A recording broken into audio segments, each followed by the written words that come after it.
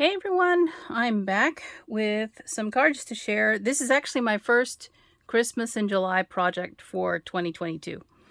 Um, I've been wanting to do something, but I've just not had the time to craft anything that I can share.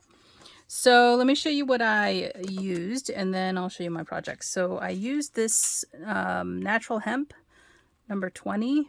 This is from Walmart, but I think you can order it from Amazon as well. There's the brand, its cousin, DIY.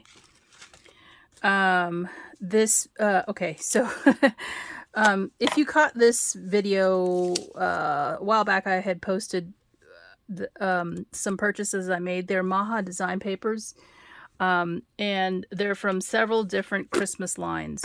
Okay, so it's 1, 2, 3, 4, 5 different Christmas lines that I purchased in a 6x6 from the Frantic Stamper.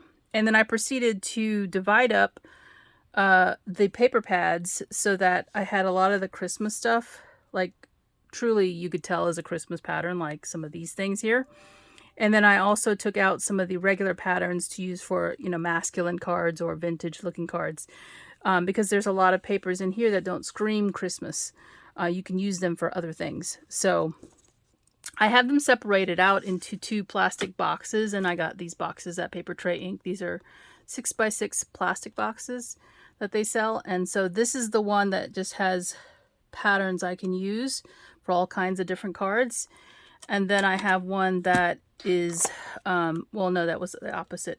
That one was the Christmas one, and this one is just different patterns. And you can see, like, this one is not necessarily Christmas related. The other side might be, but I broke them out so that there's like red, green, blue, and brown, I think, in here. And so I went through this stack as well to pull some papers. So I used the browns because the stamp that I used was gingerbread. So this is the stamp that I used. I purchased this from eBay. I didn't purchase this from scrapbook.com because it wasn't out yet on scrapbook.com's website. So there was a seller, and I actually think it was Creative Expressions that posted this because they had several sets for sale. And it was this one and this one, both by Sam Poole. I purchased mine from the UK, basically. It got here very quickly, so I wasn't worried about that, I guess. I didn't know it would get here so fast. So this is the Gingerbread Bakes, is the one I used. It's got 2 really good sized gingerbread in it, and then some other items that are really fun to use. So I used this stamp set and even the Gingerbread Hug sentiment, but that's the paper I used. And then I used my Memento ink because I knew I was going to be coloring with my Copics. Here's the Copic colors. Okay. And this is just for the shading and some other things, some details on the projects. All right, so I did use my Posca pen, but then I went back and ended up using my Dries White Glue for the gingerbread, for the arms and the legs. So this is from Art Glitter, and this dries white. It does not dry clear, it dries white. So this helped sort of make it look more dimensional. And yeah, and I did use a button. Here's some additional papers I stamped that I haven't used yet. These are the images that I used, stamped on different brown papers within that set of papers that I got from Maha Designs. So this one has like little snowflakes on it, and you can see the other side is like cut aparts. I'll never use that. And this one has little stars in different brown colors. And then on the back it's really dark. So those are the papers that I stamped on. I was going to do, several different cards, maybe 6, or depending on how many I'll put on a card, I don't know. So these are some additional card bases I pulled, some papers I pulled but didn't use.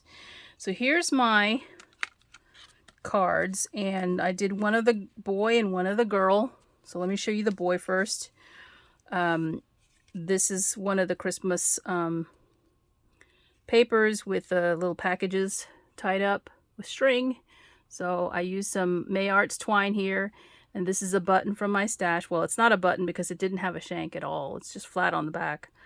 But it's got the little glittery holly, and I glued that down using this 450 quick dry because I don't want to wait for a glue gun to heat up. So there's that. And then this is a scrap of the paper that I stamped on, I believe. And this is the sentiment from the set.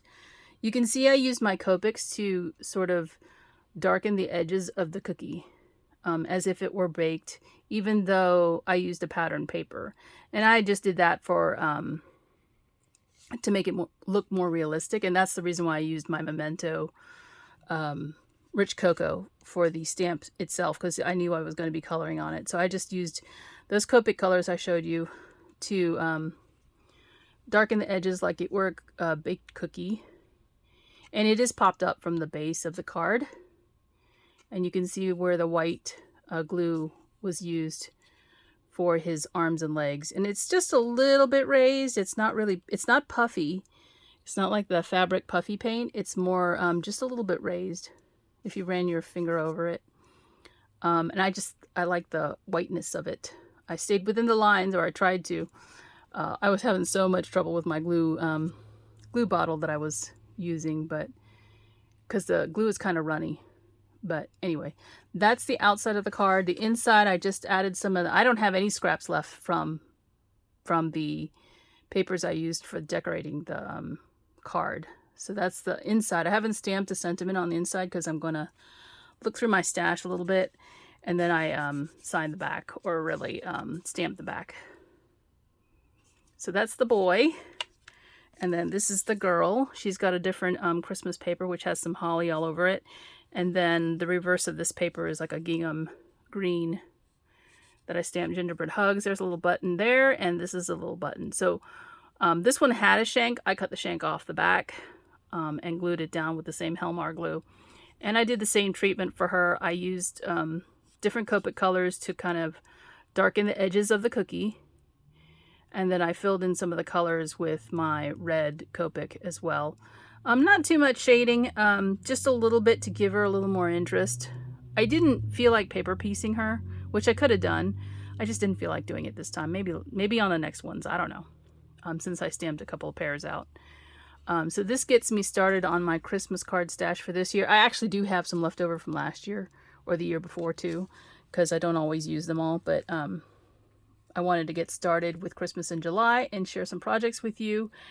And I believe I'm going to post this for Saturday Morning Makes. That is hosted by Joel Norwood. And so if you don't follow that hashtag over on Instagram, or you haven't searched for it here on YouTube, if you search for that hashtag, you can see all the different projects that people have shared in the past and or are posting, you know, going forward, that are being made under that hashtag. So definitely take a look, because there's a lot of talented people out there. And that is all I have for now. Thanks for watching, guys. I will talk to you soon. Bye.